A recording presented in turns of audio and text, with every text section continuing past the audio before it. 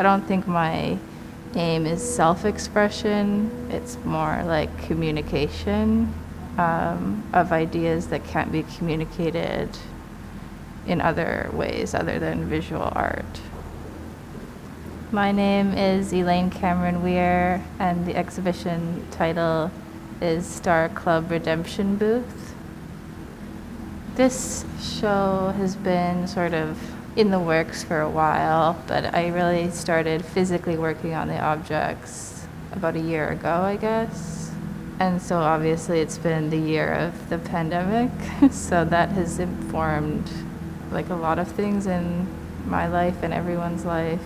I'm still dealing with the same themes and interests in this work, although it sharpened the focus, I guess, of certain aspects. Like I've used a lot of military equipment in the past, and in this show, I think the military equipment that I used was just the two transfer cases, which are used for moving human remains. I definitely chose to use those because of what I was seeing where I was in terms of the pandemic. In some of my previous work, I've used a counterweight format where one part of the sculpture is hanging from the ceiling and then it's weighted down with a sandbag or another element of the sculpture. And in this show, it's sort of like an example of two things being kind of equal. So two ideas having the same pull or weight. In the two pieces that are counterweights, the military remains case with the lights, and then the other side is a conveyor belt.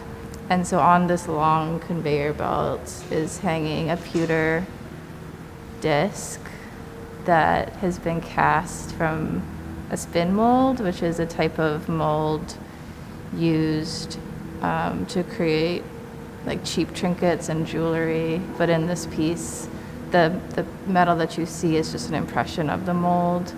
And in the mold it's a crucifix, so it's a repeating image of a crucifix. The title, Star Club Redemption Booth, is from an image that I took while I was in the library in New York.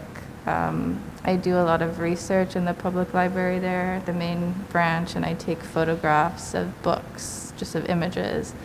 And I was looking at a book about neon, the history of neon lights, and I was looking back through all of these old images when I was thinking about the show, and I saw one, and it had that phrase in it, Star Club Redemption Booth, on the Las Vegas Strip. It was like some kind of token redeeming thing from a casino.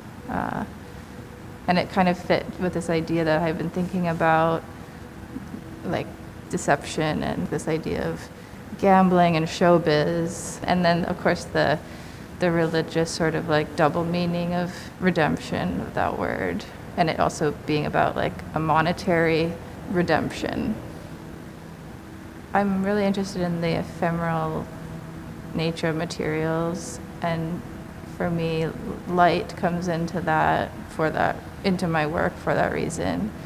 I think also there's something about the candle bulb instead of like a real candle that is necessary in this work for it to be artificial.